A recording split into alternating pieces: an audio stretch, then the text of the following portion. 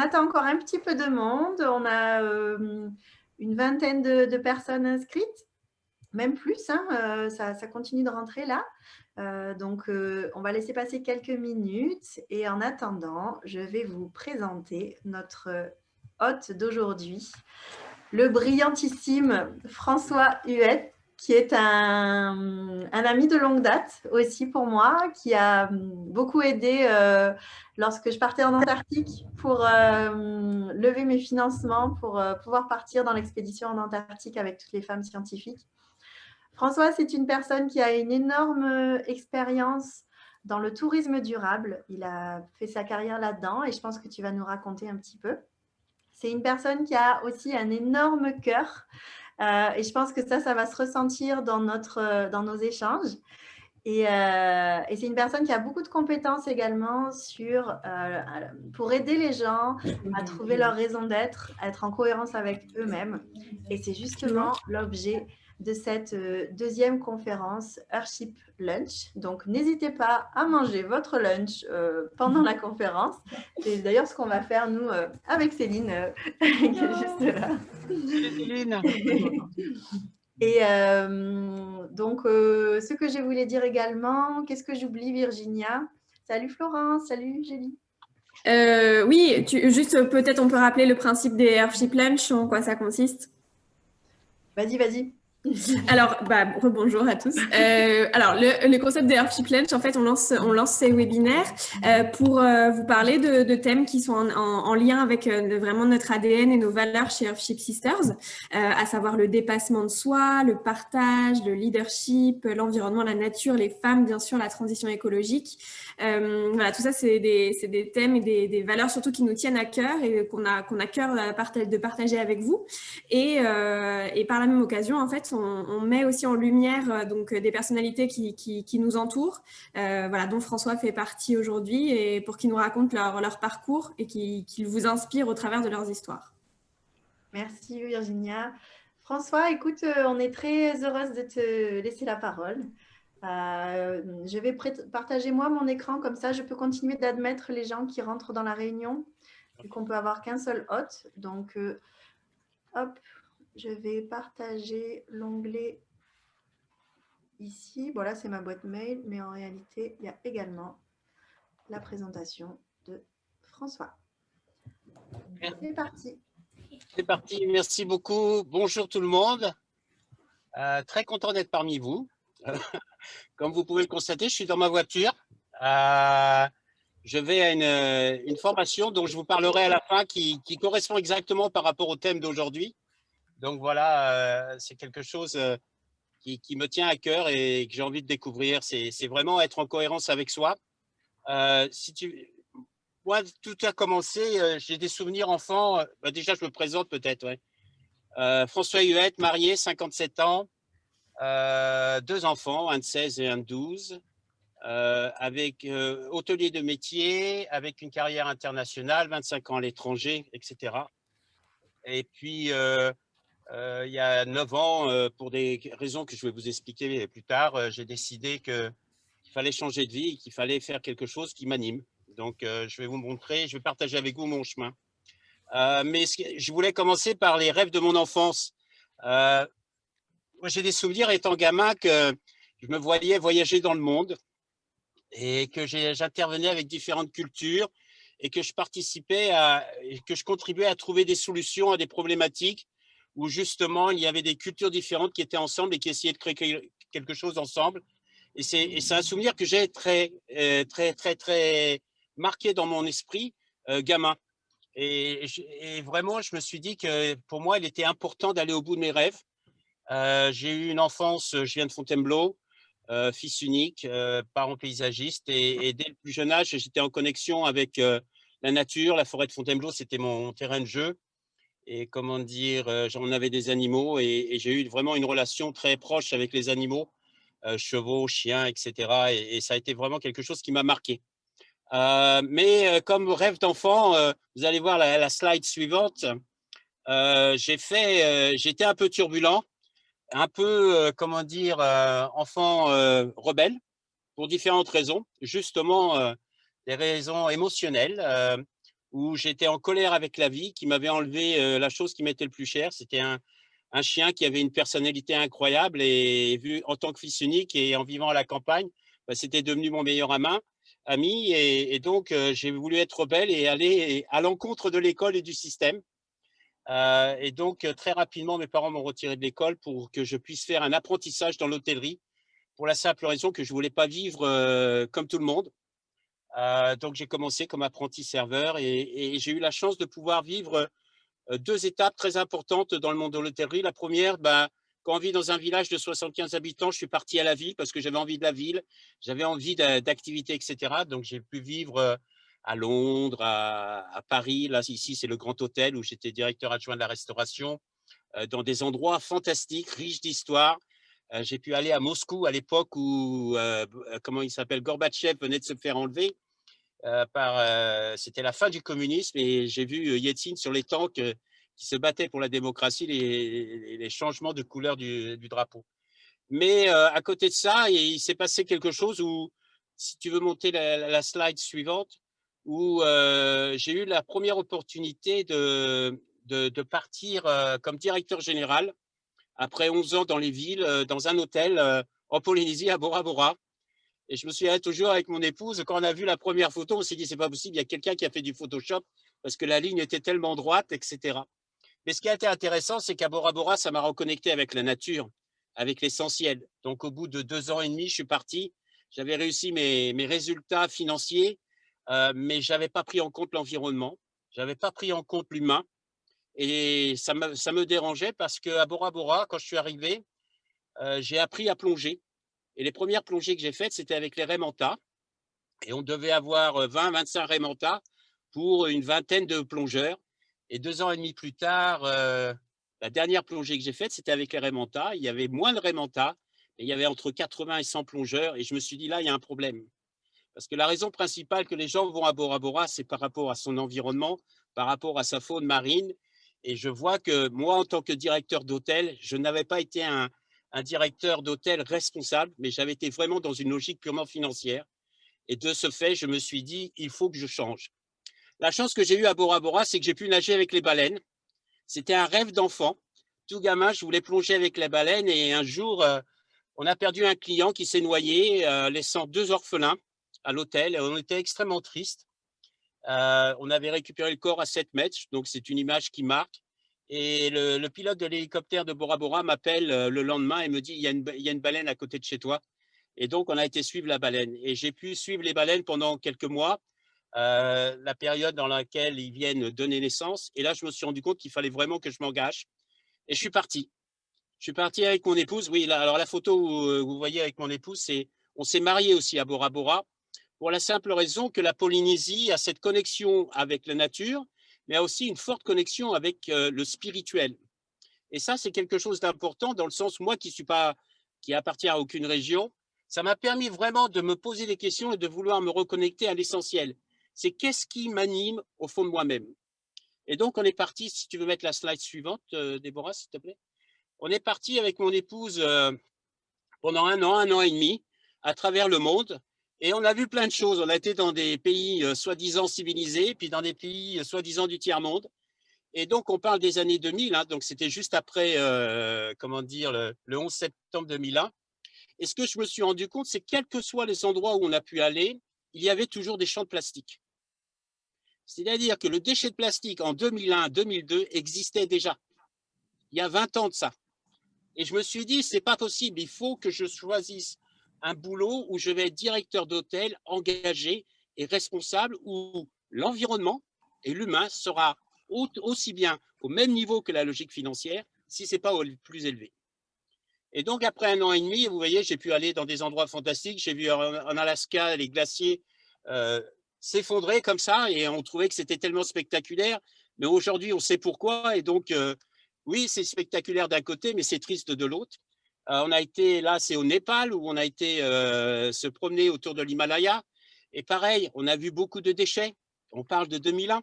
Au Kenya, où on a rencontré les Maasai qui nous ont touché le cœur alors qu'on ne parlait pas la même langue.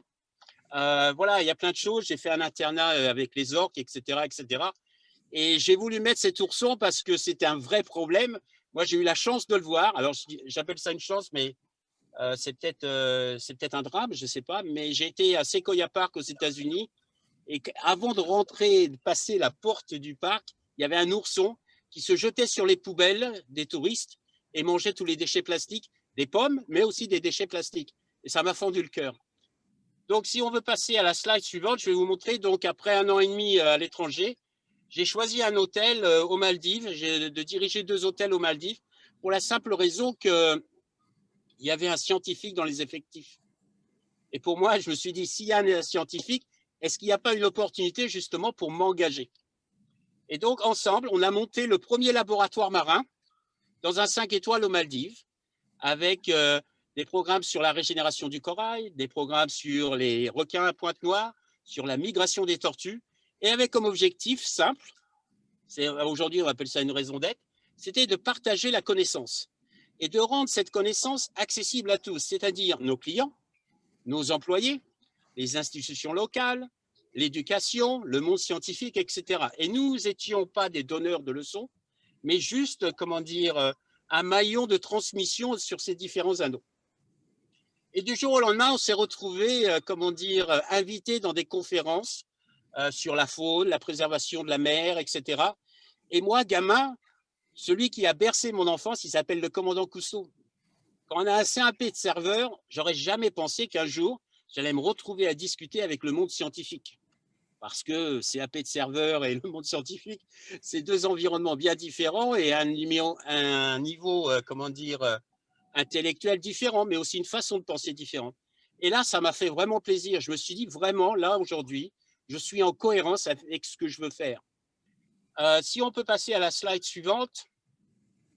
La chance que j'ai eue aux Maldives, c'est qu'on a fait 2 choses. Il y a un aspect scientifique, on a documenté, comment dire, pour la première fois dans l'histoire des Maldives, l'éclosion des coraux. Okay, et ça s'est fait dans un endroit fantastique, hôtel 5 étoiles, les pieds dans le sable, grand écran sur la plage, coupe de champagne, avec mon épouse, les clients, etc. Et puis à côté de ça, des scientifiques qui sont dans le lagon avec une caméra et qui filment ça en live, quoi, en direct. C'était incroyable. Donc ça, c'était super. Et ce partage de la connaissance, vraiment, a eu un impact très fort. Notre plus belle récompense qu'on a pu avoir, c'est que nos employés, parce qu'ils avaient accès à la connaissance, au savoir, et qu'ils s'étaient sensibilisés, rentraient dans leurs îles pour justement, comment dire, créer, développer des projets de préservation de leur île et devenir des leaders. Et ça, c'est la plus belle des récompenses. La plus mauvaise des récompenses, pour moi, c'est qu'on a été élu à plusieurs fois meilleur hôtel des Maldives sur un aspect environnemental, mais qu'à chaque fois, on nous a donné une pièce, un trophée en plastique. Et là, c'était vraiment un paradoxe, parce que le plastique et l'environnement, ce n'est pas forcément en symbiose. Donc voilà. La deuxième photo ici, pour moi, elle est très importante. J'ai eu la chance de pouvoir vivre le tsunami aux Maldives. Vous savez, en 2005, le 24 décembre, nous étions en train de dîner tous, etc. Les hôtels étaient pleins. Et puis le lendemain, une vague a frappé les Maldives, mais pas que les Maldives, la Thaïlande, l'Indonésie, etc. Et voilà la photo après la vague. Dans une île qui a été complètement détruite et que nous avons… Non, tu peux remettre la photo, s'il te plaît? Voilà, celle-là. Et ça, ouais, pour moi, la photo, elle a 2 significations. La première, ça montre l'ampleur des dégâts. La deuxième, ça montre l'empreinte humaine sur la Terre. Ça, c'est nous. C'est toute, je m'excuse du terme, mais c'est toute la merde qu'on génère au quotidien. Et quand la mer, elle passe, eh bien là, il y a eu le tsunami, il y a eu des morts, il y a eu de la destruction, mais il y a eu aussi un message. Ça ne peut pas continuer. Ce n'est pas susceptible. Et là, on parle de 2005. Alors, ce qui est intéressant aussi, c'est que cette île, donc nous, 6 jours après, parce qu'on a eu la chance d'avoir que des dégâts matériels, mais une occupation qui était descendue à 10%, avec les Nations Unies, on a été reconstruire une île qui avait été complètement détruite, 35 maisons, et les Nations Unies ont fourni les matériaux, et nous, on a fourni la main-d'œuvre, mais sur base de volontariat.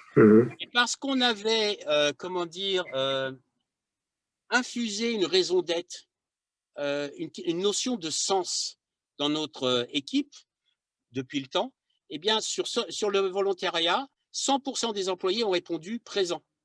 6 mois plus tard, nous avions une île entièrement construite où les gens pouvaient vivre normalement. Ce qu'il faut savoir, c'est qu'aujourd'hui, il y a aux Maldives toujours des personnes qui vivent dans des tentes des Nations Unies. Quand on voit que les températures sont entre 30 et 35 degrés, imaginez les conditions de vie. Le Maldives, Bill Clinton l'a appelé le tsunami silencieux parce qu'on n'a eu que 87 morts par rapport aux autres nations où ça a été par milliers. Mais il y a eu plus des 3/4 de la population qui a été déplacée par rapport à cette vague. Et là, on n'en tient pas compte. Et donc, pour moi, c'était super intéressant de pouvoir contribuer à ça. Et ça c'était en cohérence avec ce qui m'animait. Moi, directeur d'hôtel, c'est pas vendre des chambres et ou de la restauration et du spa ou quoi que ce soit. C'est vraiment s'engager avec l'environnement, le territoire dans lequel on est. Parce que la raison principale pourquoi les touristes viennent aux Maldives, c'est pour les Maldives, c'est pas pour les hôtels. Les hôtels, c'est option, priorité numéro 5, 6 ou 7, selon les budgets, etc. Mais c'est par rapport à l'environnement, découvrir ces eaux et puis cette faune et cette flore. Je peux avoir la slide suivante, s'il te plaît? Et donc, riche de cette expérience, parce qu'on a cartonné, ça a permis aussi à la compagnie pour laquelle je travaillais de dire, ben voilà, on peut mettre en place non seulement une logique financière, mais une logique environnementale et sociale. Et c'est devenu, ça fait partie de l'ADN de la compagnie aujourd'hui. Riche de cette expérience, je suis parti en Indonésie. J'avais mon premier garçon qui avait à peine 1 an. Hein. Et donc, quand on a une famille et qu'on est sur 3 hectares, à un moment, 3 hectares, ça devient court. Donc, on a quitté pour aller en Indonésie, toujours dans la même compagnie. Et là, riche de cette expérience et de l'humain, on a travaillé en intelligence collective. On avait plus de 30 hectares de terrain, 2 hôtels, un golf. Et on a créé des destinations dînatoires, mais pas autour de la cuisine, autour de la culture et l'environnement local.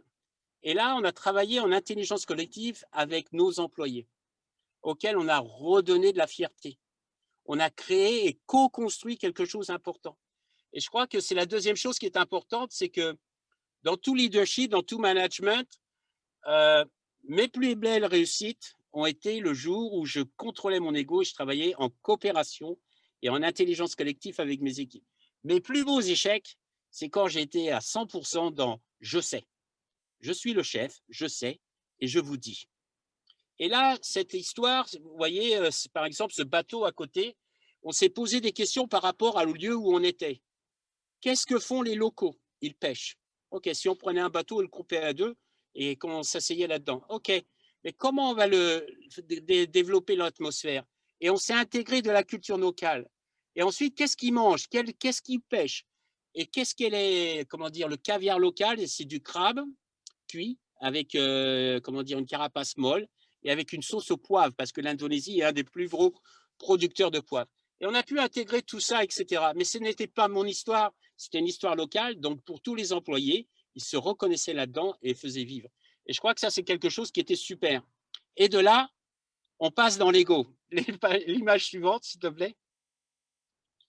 Et riche de toutes ces réussites, eh bien, la tête a gonflé. Je suis arrivé, on m'a proposé d'être le directeur de l'hôtel phare de la compagnie, Banyan Tree Phuket. 750 employés, 30 millions de chiffre d'affaires. L'hôtel phare, c'est là qu'a tout commencé et c'est là que tout va.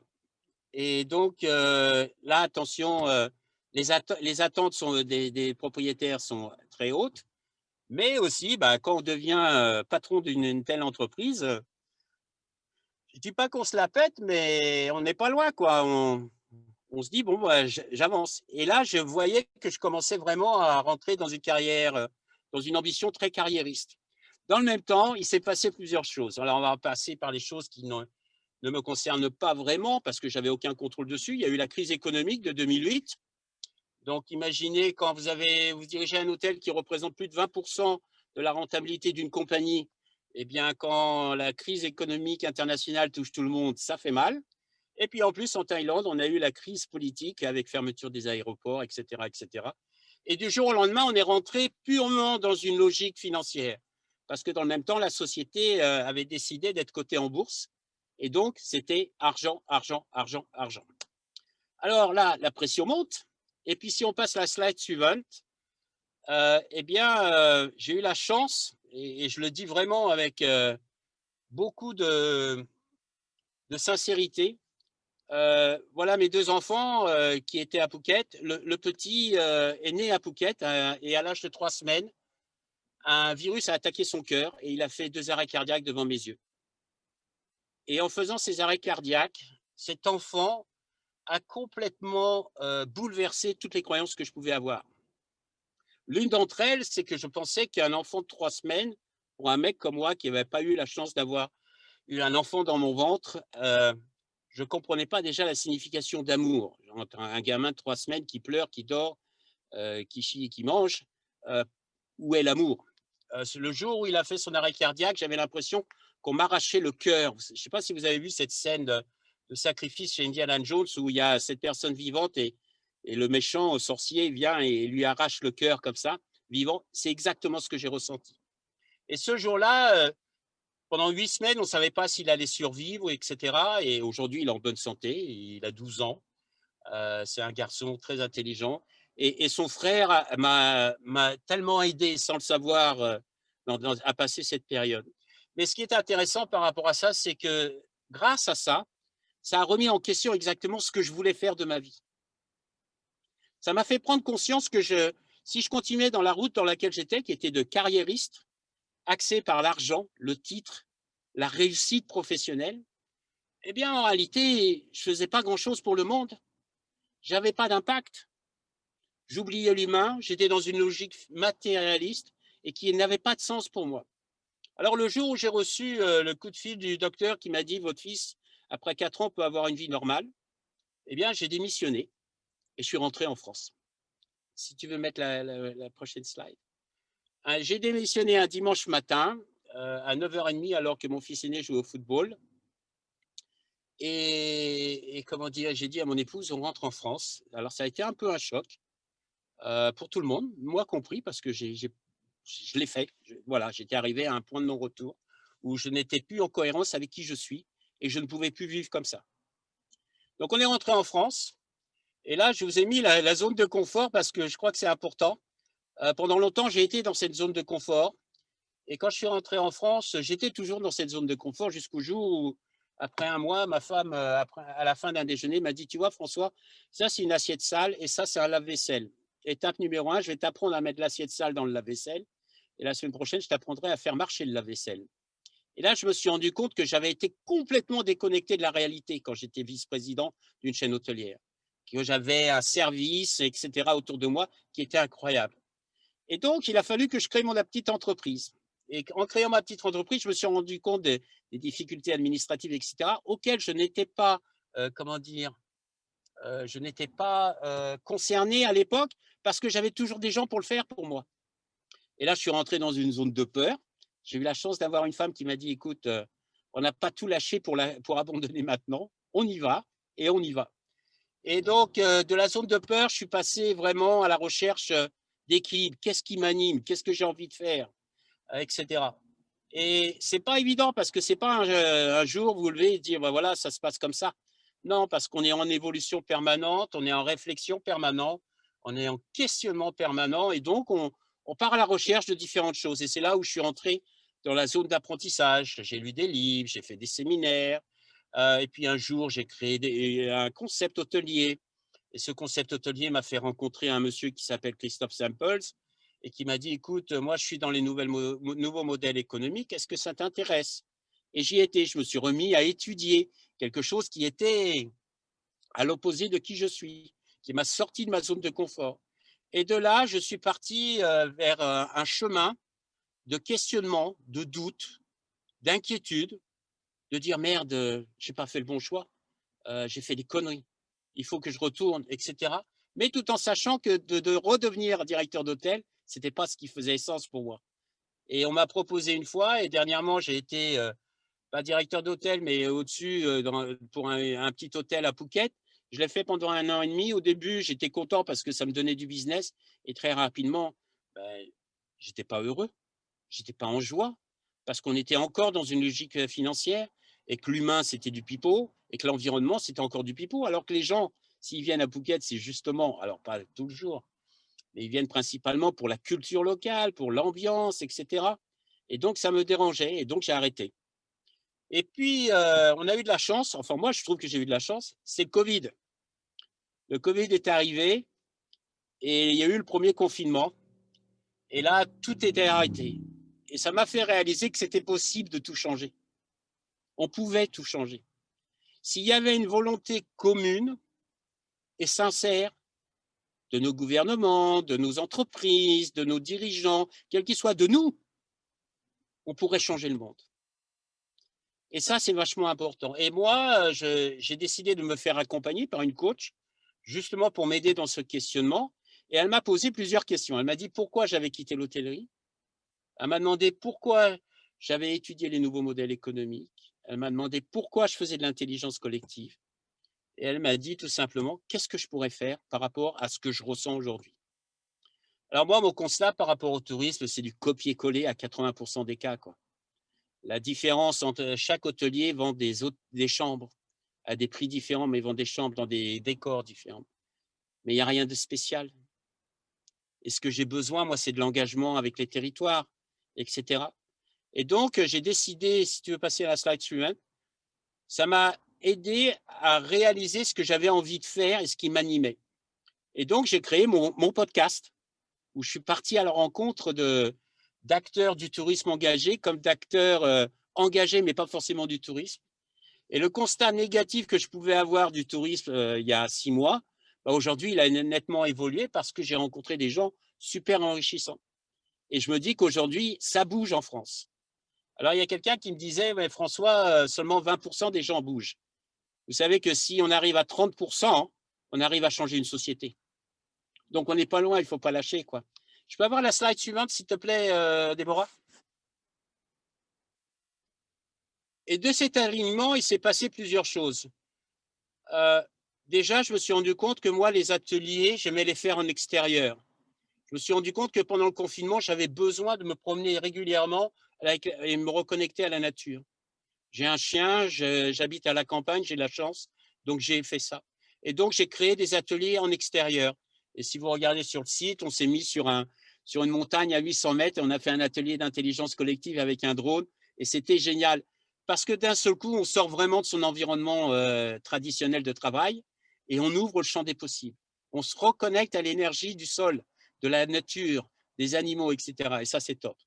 Ensuite, j'ai créé l'année dernière un concept de séminaire, Révolution du manager. Pareil, par rapport à mon expérience, les managers, ils sont toujours entre le marteau et l'enclume.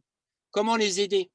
Et donc, on s'associe, au lieu de le faire tout seul, je me suis associé avec une femme belge qui s'appelle Sylvie Saint-Pauls, et pareil, qui a des compétences qui ne sont pas les miennes, pour justement co-construire quelque chose qui soit complémentaire et qui puisse aider.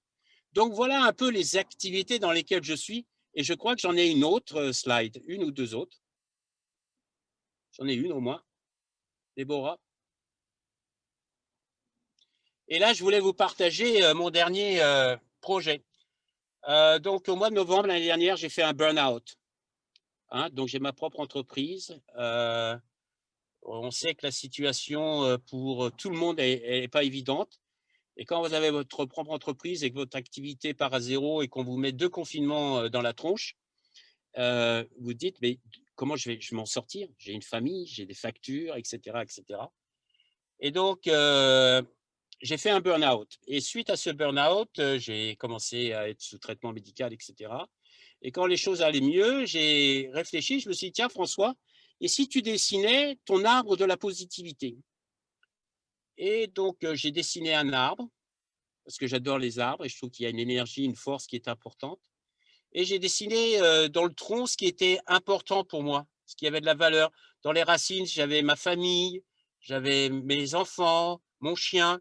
Et puis dans le tronc, ce qui était important pour moi, c'était justement de garder cet équilibre avec la nature, d'avoir la possibilité de travailler, de pouvoir en vivre, mais aussi de ne pas que travailler, d'avoir un équilibre. Ça, c'était important. Et puis les branches, j'ai dessiné dans les branches tous les projets que j'ai pu faire. Dans lesquels qui m'animent, qui m'apportent. Et puis, il y a des projets qui sont un peu plus spéciaux d'autres.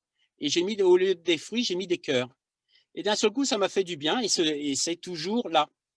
Et puis, il y a quelques jours, j'en parlais avec une amie et qui me dit, mais tu sais qu'il y a un concept qui s'appelle l'arbre de vie. Et c'est ce que je vous ai mis sur cette slide. C'est-à-dire que les racines, c'est vraiment où sont nos valeurs. Le tronc, c'est quels sont nos besoins, nos ressources. Pardon, le sol aussi que j'avais oublié. Le sol, c'est les besoins. Qu'est-ce qui va nourrir ces racines? Le tronc, c'est nos ressources. Et ensuite, le feuillage, tout ça, c'est toutes les personnes qui nous aident à avancer. Et qu'est-ce qui nous ferait plaisir? Qu'est-ce qui nous anime? Et donc, j'ai décidé de développer ça justement pour aider les gens sur la forme du dessin, pour pouvoir avancer et partager vraiment et reprendre confiance. Parce qu'aujourd'hui, je suis convaincu que par rapport à la situation qu'on vit tous, eh bien, on est tous affectés émotionnellement. Les questionnements, moi, je ne suis pas quelqu'un d'exceptionnel, donc je pense sincèrement que les questionnements que j'ai pu avoir, on est nombreux à les avoir, et que les doutes que j'ai pu avoir, on est nombreux à les avoir, et donc de trouver des petits outils comme ça qui nous aident à avancer. Et donc, je vous invite, pour moi, je l'ai appelé l'arbre du voyageur, parce que je suis voyageur dans l'âme, mais ça peut être l'arbre de la vie, l'arbre du cœur, ça peut être n'importe quel arbre. Et c'est ça qui est super, c'est qu'on peut créer notre propre histoire. Et on a le choix, on a la possibilité de l'écrire. Et je crois que c'est ce que nous permet aujourd'hui, cette situation qu'on vit, c'est de dire, ben voilà, c'est peut-être le moment de le faire. Voilà. Je vais vous le lire parce que je le trouve assez joli, ce petit poème. De tout, il reste 3 choses. La certitude que tout était en train de commencer. La certitude qu'il fallait continuer et la certitude que cela serait interrompu avant que d'être terminé. Faire de l'interruption un nouveau chemin, faire de la chute un pas de danse, faire de la peur un escalier, du rêve un pont, de la recherche une rencontre. Et je vous invite tous à partir à la rencontre de votre futur, de votre vie, de la vie que vous voulez pour vous, et pas pour d'autres, mais pour vous. Et je crois que c'est le moment de le faire. C'est peut-être un des messages de la période qu'on vit aujourd'hui. Voilà, et puis je crois que j'en ai encore une. Ah oui, oui, oui, elle est importante, celle-là. Alors moi, je suis fan de Jean-Jacques Goldman. Il avait écrit une chanson, Aller au bout de ses rêves. Il y a quelques années, pour mes 50 ans, j'ai eu la chance d'être invité à un concert d'un artiste qui s'appelle Peter Gabriel. Et j'ai eu la chance de le rencontrer. Et quand je l'ai rencontré, le concert, c'était pour les 25 ans de son album So. Et dans cet album, il a chanté une chanson avec Kate Bush qui s'appelle Don't Give Up. Et quand je l'ai rencontré, je lui ai dit, Monsieur Gabriel, vous allez chanter ce soir avec Kate Bush? Et il me dit, You must be joking. Tu rigoles ou quoi? Non, you must be dreaming. Et je lui ai dit, mais vous savez, Monsieur Gabriel, tant que je rêve, je suis toujours en vie. Donc, je vous invite vraiment à aller au bout de vos rêves, à continuer à rêver. C'est gratuit, c'est accessible à tous. Logiquement, il n'y a pas de virus. Okay, l'État ne va pas vous mettre quoi que ce soit dans les GAFA non plus, etc. Donc, allez-y et surtout, allez au bout de vos rêves. Voilà. Je vous remercie. Je pense avoir tout dit. Waouh. Voilà, j'aime bien ça. Je rêve, donc je suis. C'est super.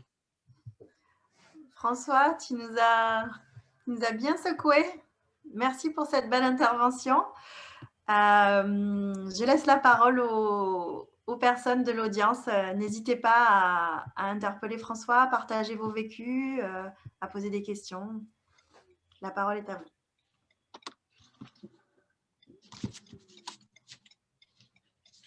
Margot?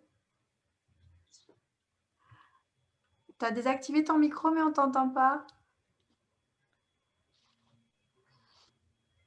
Peut-être si quelqu'un peut poser une question en attendant. Non, moi, je n'ai pas de questions. Donc, Isabelle. Oui, Isabelle. J'ai rencontré François il n'y a pas très longtemps grâce à LinkedIn, qui fait vraiment un travail. Alors, on a le même âge, François. On est des jeunes alors. Et non, je voulais juste. J'ai une anesthésie sur la bouche, donc j'ai du mal à parler parce que je sors de chez le dentiste. Mais je voudrais renforcer ce que vient de dire François, parce que je suis exactement dans la même ligne. Je n'ai pas fait tous les voyages, je n'ai pas eu les responsabilités que tu as eues dans ta vie. J'ai juste monté 5 entreprises dans ma vie en France. Et là, je suis partie dans la dernière aventure de créer une agence réceptive en France avec des Français et ancrée exactement sur ce que tu as exposé. Et oui, je crois qu'il faut croire à ses rêves, que le Covid, ça a été 3 ans de développement, une année de démarrage formidable avec une clientèle étrangère, parce que vendre à des Français, c'est pas facile. Et le Français connaît son terroir, mais je pars du principe qu'il y a toujours beaucoup, beaucoup de choses à faire. Et puis, flop, il y a plus, tout est tombé. Donc, il a fallu se réinventer. Je suis convaincue que cette période, et je te rejoins totalement, cette période nous ouvre des portes, nous fait nous remettre en question. Moi, j'ai 2 grands garçons, dont un qui est impliqué pas dans la politique, mais dans les tiers-lieux. Il s'est impliqué à un lieu qui s'appelle la Maison Forte à côté d'Agen.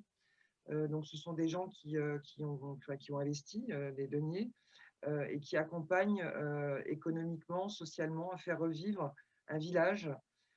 Et des initiatives comme ça, quand on s'intéresse à tous ces domaines, il y a une revue qui s'appelle Sociétaire, qui est très, très intéressante. J'ai découvert il n'y a pas très longtemps un gars qui s'appelle, j'ai retenu son nom, qui est une mémoire de poisson rouge, qui s'appelle Sébastien Blache, qui est il est géologue de formation, je crois, et il a repris la ferme de son oncle, puisque les parents avaient déjà rendu les armes. Et depuis 15 ans, c'est une ferme paysanne où il y a... Enfin, bref, je pourrais en parler longtemps, mais quand on cherche, effectivement, je suis étonnée d'entendre qu'il y a 20% de personnes qui sont dans cette démarche. C'est plutôt rassurant. Il faut se responsabiliser. Quand on voit un reportage qu'il y a eu il y a 2 jours sur Arte sur le fast fashion, je ne sais pas si certains d'entre vous l'ont vu, c'est juste terrible de voir comment les jeunes, les jeunes ou moins jeunes d'ailleurs, hein, Amazon, comment les gens fonctionnent leurs achats avec H&M, avec Zara, etc. Je vous conseille vraiment de regarder ce reportage sur Arte, qui était avant-hier. Il faut se responsabiliser à tous les niveaux pour aller au-delà, pour aller dans nos rêves. Ah oui. Non, moi je te rejoins, hein. Je n'ai rien à rajouter. On est sur la même longueur d'onde. Et ça veut dire qu'on doit faire des changements. Et ces changements ne sont pas faciles à faire. Et je crois qu'il faut qu'on sorte de la culpabilisation et que ce qui est important, c'est de faire des changements. Ce n'est pas d'être parfait, personne n'est parfait. Mais je crois que c'est de faire des changements et qui, des fois, ce n'est pas évident à changer. Moi, le premier, hein, il y a des choses il y a des automatismes que je fais depuis 20, 30, 40 ans, toute ma vie, et j'ai du mal à changer. Mais il faut essayer, et au fur et à mesure, il ne faut surtout pas lâcher, quoi. C'est pas évident. Moi, j'ai de la chance, j'ai une femme qui est là pour me rappeler à l'ordre de façon régulière. François, j'avais une question. Bonjour. Bonjour. Moi, j'ai fait une carrière aussi dans le tourisme. Comme toi, je me retrouve sur plein de choses que tu as évoquées. J'ai longtemps vécu à l'étranger. Ma question, quand tu as eu cette prise de conscience, tu n'as pas eu envie de te dire eh ben, je vais retourner un peu cette focalisation financière de toutes ces structures hôtelières, essayer de les accompagner dans une reconversion ou dans leur adaptabilité à préserver l'environnement et à faire passer tous ces processus comme une priorité quand tu étais chef d'établissement. Est-ce que tu as, ou parce que d'après ce que j'ai compris, non, tu as décidé de changer complètement ou alors tu accompagnes peut-être toujours des structures touristiques pour hôtellerie, hein, c'est ce que tu as fait le plus avant. Voilà, je voulais que tu me... Oui, ben, en réalité, j'ai eu deux prises de conscience. La première, c'était de dire, ben voilà, qu'est-ce que je peux faire? C'est comme après mon séjour à Bora et cette année sabbatique, et c'est pour ça que j'ai choisi de travailler pour cette chaîne hôtelière, Banyan Tree, qui à l'époque était une chaîne hôtelière familiale, et donc avec des valeurs qui étaient différentes. Et donc, on a fait les Maldives et l'Indonésie. Par rapport au tsunami, je ne l'ai pas dit, mais 3 jours après le tsunami, le propriétaire de la compagnie est venu et a dit aux employés, pendant les bons moments, vous êtes avec nous, durant les mauvais moments, nous sommes avec vous. Personne ne perdra son emploi. Donc ça, c'est quelque chose de très significant et tu te dis, OK, j'appartiens à quelque chose. Entre-temps, quand je suis arrivé à Phuket, entre-temps, la compagnie est devenue cotée en bourse. Et là, on sentait déjà un changement de mentalité, c'est-à-dire que la logique financière devenait importante. Moi, quand au premier réunion de budget que j'ai eu, il y a quelqu'un qui a dit un chiffre, et puis il y a une Chinoise qui a dit il n'y a pas de 8 dedans, ça va être bad luck. Oh, bah on met un 8 par là, on le met là, oui, on le met où on veut. Mais à la fin, on devait faire des forecasts, des prévisionnels sur 5 ans, qui est une masturbation intellectuelle inutile, parce qu'on ne sait même pas si on va être en vie demain. Donc, il y avait ça. Et puis, vu les crises, quand tu as 20%, quand tu as ce qui représente 20% du résultat financier d'une compagnie qui chute à cause de la crise mondiale économique, plus la crise politique du pays, eh bien, la pression, elle est purement financière. On a augmenté notre inventaire chambre de 25% et diminué notre effectif employé de 25%. Quand on parle, et on ne parle pas de chambre, on parle de villas qui commencent à partir de 100 mètres carrés. Et les 25% de villas, c'était des villas à 2 chambres à 300 mètres carrés. Et donc, à ce moment-là, on est purement dans une logique financière. Et moi, ça ne faisait plus sens. Quand tu te bats tous les jours et que tu te fais taper sur la tête parce que tu n'as pas les chiffres et que l'humain a disparu, eh bien, à ce moment-là, tu ne te reconnais plus.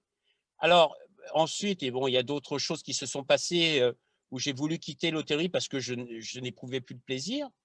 Et c'est seulement dernièrement, et l'année dernière, en début d'année dernière, que j'ai accompagné un hôtel à réfléchir sur sa raison d'être, etc.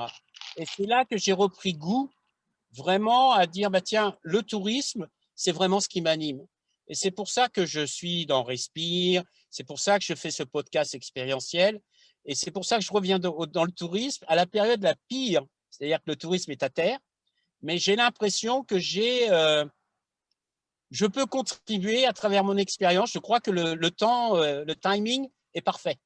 Et c'est pour ça, je t'invite à écouter, si ce n'est pas fait, ces podcasts expérientiels, où vraiment c'est une diversité. D'ailleurs, Déborah a participé. C'est une diversité d'intervenants justement pour élargir notre champ de vision. Parce que mon constat est quand même très, comment dire, il est triste. Hein, je veux dire, 80% des hôtels vendent la même chose. Hein, des chambres, de la restauration et du spa. So what is the big deal? Et la plupart des gars, ils se disent on est des stars. Mais on est des stars de quoi? Parce que vous avez un restaurant étoilé ou quoi que ce soit, mais il faut aller plus loin. Et plus loin, c'est s'engager. Moi, j'ai dessiné un concept hôtelier dans le Var où justement l'objectif, c'était de comprendre quels étaient les enjeux du territoire économique et comment on pouvait stimuler l'économie locale et les savoir-faire locaux. Parce que quand j'entends des histoires qu'il y a des gens en Provence qui ont un savoir-faire unique et qui meurent avec leur savoir-faire, et tout l'aspect culturel qui part avec, ça me fait de la peine. J'adore le steak tartare, j'utilise le steak tartare comme exemple. Pays de la gastronomie, renommée internationale, la France, et on mange du steak tartare partout en France. C'est incroyable, quoi. Il n'y a pas que ça dans notre pays. Donc voilà, j'espère avoir répondu à ta question. Oui, oui, je te remercie. Je suis dans les mêmes questionnements. Enfin, c'est dingue, je me suis vraiment reconnue dans tout ce que tu as énoncé, sauf que moi, je venais de l'aviation, tu vois. Donc, l'aviation, c'est encore une autre problématique environnementale. Les choses évoluent, ça change, oui, mais voilà. Et donc, je te remercie d'avoir partagé tout ça parce que c'est super intéressant, vraiment. Et je ne sais pas si tu connais l'association Respire. Oui, je la connais. Oui. C'est très sympa, il y a des groupes de travail, etc. C'est très divers et c'est pas mal de pouvoir échanger. D'ailleurs, il y a une demoiselle qui est là, Sylvie Hennebeau, qui en fait partie aussi.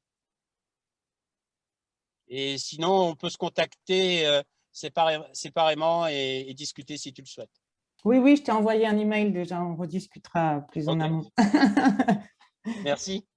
Margot, est-ce que ton micro marche? Est-ce que ça marche maintenant? Oui? Ok. Désolée pour ça. Merci pour cette intervention super intéressante. Je ne sais même pas par où commencer tellement il y a d'éléments intéressants. Mais c'est super de voir peut-être aussi des gens, peut-être un peu de la génération avant moi ou une demi-génération au-dessus, qui ont exactement les mêmes questionnements. Moi, je ne vois pas une seule personne de ma génération qui n'est pas dans une grosse remise en cause de ça n'a pas de sens, je veux changer de secteur. Mais absolument 100% des gens que je connais sont dans cette logique-là. Donc, c'est aussi super de voir que vous tous, vous êtes un peu dans ces questionnements de sens. Moi, je suis partie, alors j'ai un cursus complètement différent. J'ai un peu toujours été dans la recherche de sens. J'ai commencé par 5 ans dans une ONG à faire du lobbying à travers l'Europe pour des législations pour protéger la biodiversité, la santé humaine et l'environnement. Et très drôle sur les hôtels parce qu'en fait, je viens de terminer 2 ans de contrat avec Booking.com. Alors, pourquoi Booking a pris une ONG pour ouvrir un peu une nouvelle perspective, j'ai travaillé avec des scientifiques, avec des gouvernements, avec des politiques dans ma première expérience, mais je n'avais aucune expérience avec les business. Et malheureusement, l'argent contrôle beaucoup de notre monde. Donc, j'ai voulu aller voir qu'est-ce qui se passe avec les business, pourquoi ils font les choses comme ils les font, quelles sont les contraintes, qu'est-ce qu'ils veulent faire. Et donc, j'ai réussi à rentrer dans Booking un peu par hasard. Et j'ai essayé de voir, est-ce que, déjà, comprendre ce qui se passe dans le business. Et deuxièmement, est-ce qu'il n'y a pas moyen de changer les choses de l'intérieur? Donc, je crois que c'était Prisca qui a posé un peu cette question. Pourquoi vous avez changé dramatiquement de carrière et pas essayé d'influencer les choses de l'intérieur? Je pense que c'est une belle théorie. Ça peut se mettre en pratique, mais ça peut être aussi une source de burn-out. Donc, je me demandais déjà si ça, c'était pas une explication. Parce que quand on est dans cette logique et entouré de ces gens-là, on peut vouloir changer les choses, mais si on est seul et si on se confronte à trop de murs, ça peut être très démotivant. Et je pense qu'il y a un article qui est paru il n'y a pas très longtemps qui dit qu'en gros, les 20% de gens qui ont envie de changer les choses, très souvent, ils se retrouvent complètement déprimés et ils se transforment en fatalistes et ils disent, bon, de toute façon, on n'y arrivera pas. Et voilà. L'autre jour, j'ai assisté à une conférence de Drawdown. Je ne sais pas si vous connaissez le Drawdown Project. C'est un truc fantastique. C'est une centaine de scientifiques qui ont mis dans un bouquin les 100 solutions qui existent déjà, technologiques, pour renverser le changement climatique. Et pendant cette conférence, c'est inspirant comme pas permis, j'ai été déprimée au possible parce qu'il disait, si on change tout maintenant, ce qui, entre parenthèses, n'arrivera pas parce qu'on n'est pas prêt et les gens ne sont pas prêts pour ça, si on changeait tout maintenant, on verrait les effets positifs d'ici 40 ans. Et je me suis dit, mais 40 ans mais est-ce que j'ai le courage d'attendre et de me battre pendant 40 ans avant de voir les résultats? Donc, c'est un peu une caricature. Mais tout ça pour dire que je pense qu'il faut beaucoup de gens comme vous, de tous les secteurs, de tous les horizons, de toutes les formations, qui se réunissent dans des appels comme celui-là, qui se motivent mutuellement et qui se disent que, ouais, on va y arriver, mais on va y arriver ensemble et petit à petit. Donc voilà, je suis partie un peu dans tous les sens, mais c'est un peu ce que votre expérience m'inspire. Merci beaucoup d'avoir partagé tout ça. Ah non, j'ai une dernière question, pardon.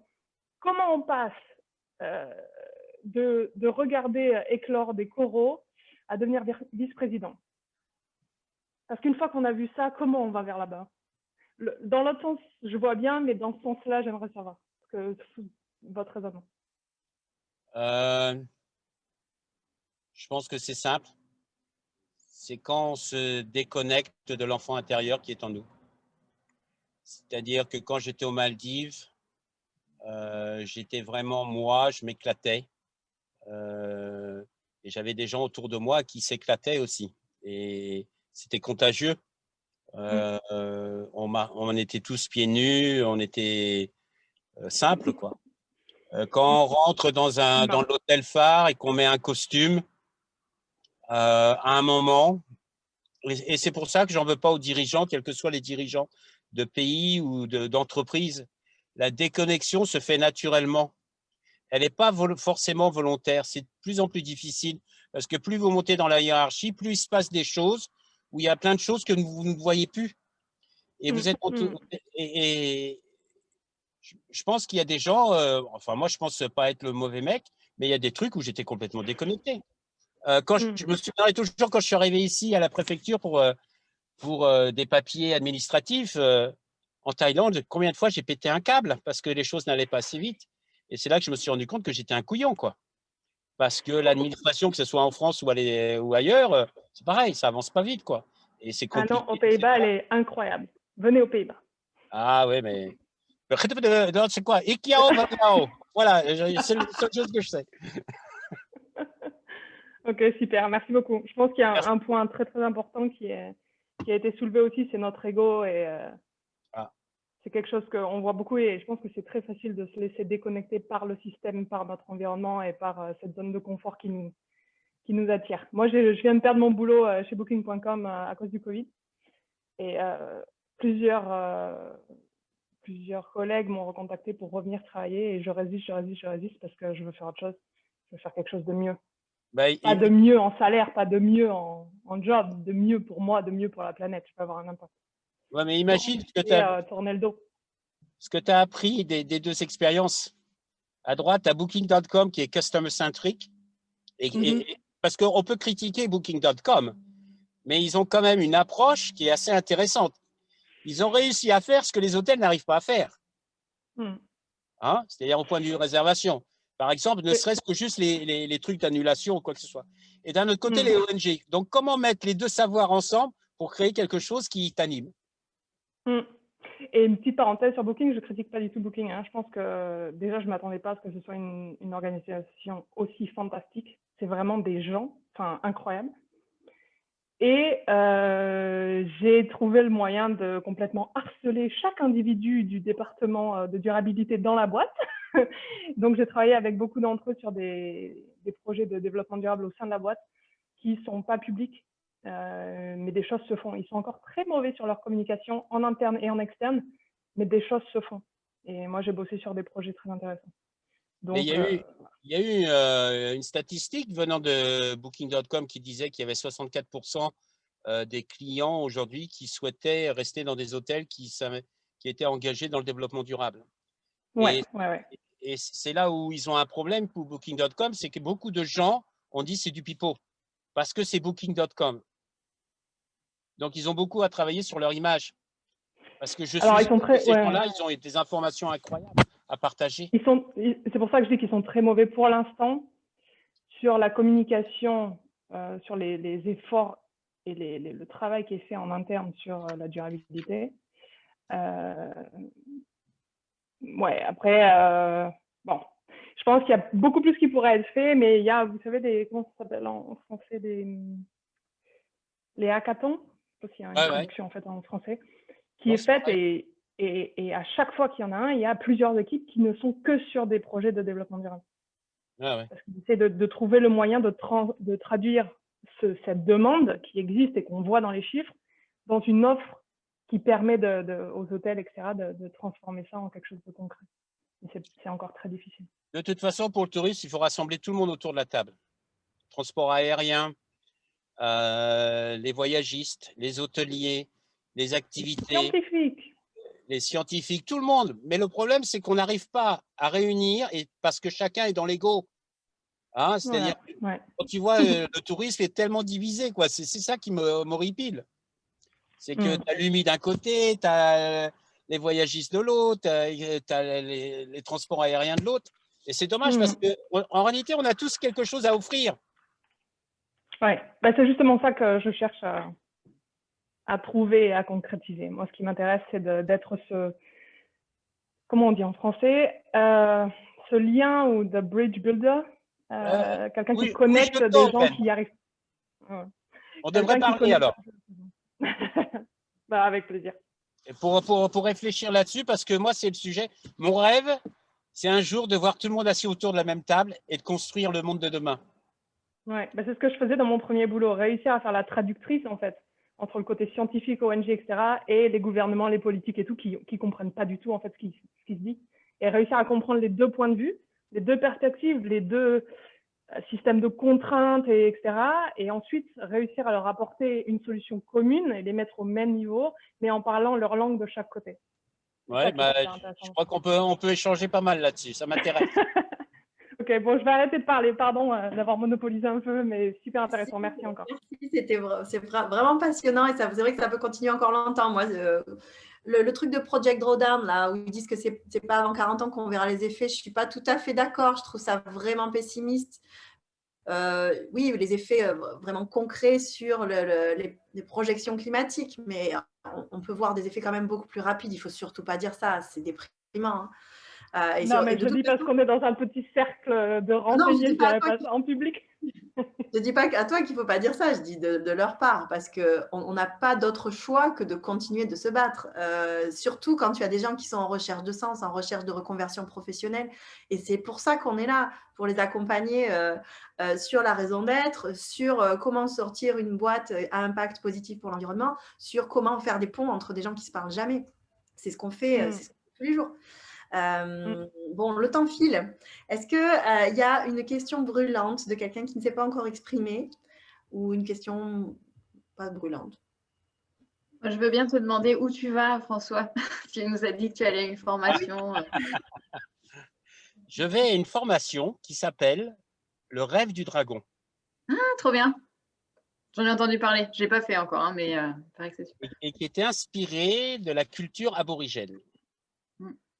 Et je me souviens plus le nom de ce livre. Il y a 1 an ou 2, j'ai lu ce livre de cette journaliste qui était partie passer 6 mois faire un interview d'un chef aborigène.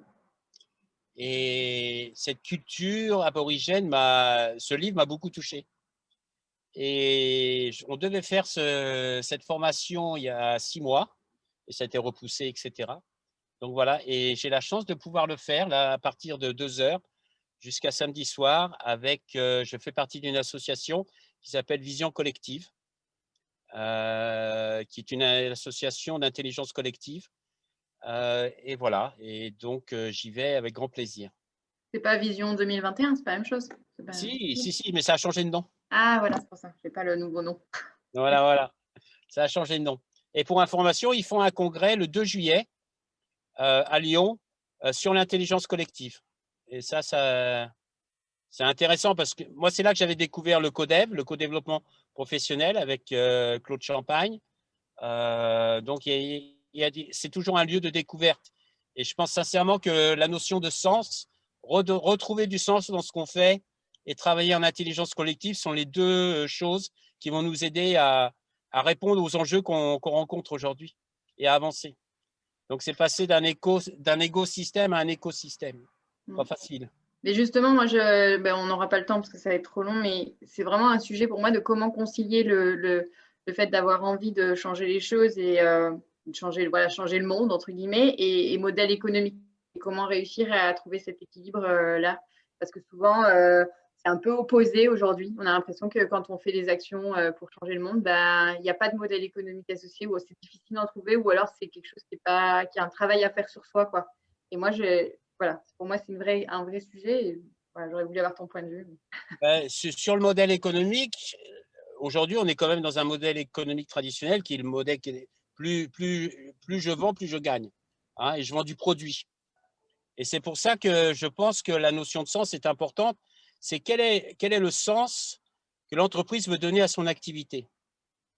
Parce que de dire que je vends des patates ou quoi que ce soit, que je suis agriculteur, que je fasse des patates, tu exprimes ton métier et ton activité. Donc, à quoi tu veux contribuer et à quoi tu veux contribuer qui est plus grand que toi. Et là, d'un seul coup, quand tu poses cette question, pourquoi je fais ce que je fais, mais pas vis-à-vis de moi, vis-à-vis de mes bénéficiaires, à ce moment-là, ça t'ouvre le champ des possibles d'aller beaucoup plus loin dans la réflexion. Et ensuite, d'intégrer les enjeux sociétaux, les enjeux, moi je parle plus sociétal que social parce que je trouve qu'on rentre beaucoup plus en profondeur sur les enjeux d'un territoire, les enjeux environnementaux, mais aussi les enjeux d'usage. C'est comment on utilise nos ressources, de quelle manière. Et là, c'est la coopération et avec le point d'ancrage, la raison d'être. Mais tu essayes de connecter avec moi via LinkedIn et je te mettrai en contact avec, de temps en temps, il y a des ateliers qu'Imatera fait sur justement les nouveaux modèles économiques. Je ne sais pas ce que tu fais, quelle est ton activité aujourd'hui, mais ça peut être intéressant. Ou sinon, on peut échanger tous les deux là-dessus avec plaisir et je peux t'envoyer une rosace de réflexion. Ça marche. De toute façon, je devais te contacter pour le podcast que j'ai fait. Voilà, je voulais t'en parler. Avec plaisir, avec plaisir. Alors, par rapport au podcast, sache que je vais créer un groupe de travail avec différents podcasteurs, justement dans l'idée de s'entraider et de dire, voilà, moi je suis dans tel et tel domaine, comment tu fais ça, etc. pour augmenter la qualité et puis s'entraider, élargir l'audience, etc. Parfait. Donc, Parfait. contacte-moi et on fera ça. Pardon. Ça marche. Merci. Si je peux juste mentionner pour comment mélanger l'entrepreneuriat et le business avec Sauver la planète, je vous mets un lien. Je suis associée et évaluatrice de Time for the Planet. Je ne sais pas si vous connaissez. Ouais, ouais. Et pour ceux qui ont envie de mélanger business et impact sur l'environnement, ça peut être une approche assez intéressante. Pour info, on a eu un call avec Alima, une des sisters, et Time for the Planet lundi pour réfléchir à un événement ensemble pendant la nave. Ça pourrait être super. énorme ici. Ouais. Ouais, génial. Par rapport au climaton, etc. Donc, écoutez, je pense qu'on pourrait passer l'après-midi à tchatcher. Merci François pour ton ouverture. Merci à vous d'avoir pris ce temps encore en visio, certes, mais qui ne nous aurait pas permis de nous rencontrer autrement. Et peut-être, donc François, je pense que tu as de belles pistes là pour rebondir avec Prisca, Margot, Marie-Pascale. Margot d'ailleurs, je ne sais pas si ça tient toujours, mais tu as proposé de devenir mentor dans le programme Membership Sisters. Ouais. Ouais, donc. Avec plaisir si ça intéresse Lorraine. On aime trop t'avoir maintenant que je te connais encore mieux, avec grand plaisir, les bras ouverts. J'adore ta passion et tout ça. Donc, on a quand même 3 sisters là parmi nous, 4 peut-être même. Je ne sais pas qui est Flo, si c'est une autre Flo ou pas. Mais Prisca, Marie-Pascale et Caroline sont sisters. Et toi, je crois que tu as déjà choisi de toute façon. Je crois que c'est notre Flo qui est là. Ouais, elle a répondu. Notre Flo qui est là. Yes, super. Virginia, je peux te laisser conclure? Ouais, super. Merci beaucoup. C'était super inspirant. Je pense que ton histoire, François, nous parle à beaucoup d'entre nous. Donc, merci beaucoup. Merci à tous d'avoir participé. On a hâte de vous retrouver sur les prochains Earthship Lunch. Donc, pour rappel, c'est tous les 15 jours le jeudi. On se prend la pause de déjeuner de 12h30 à 13h15. Et quand on déborde un peu comme ça, jusqu'à 13h30. Voilà.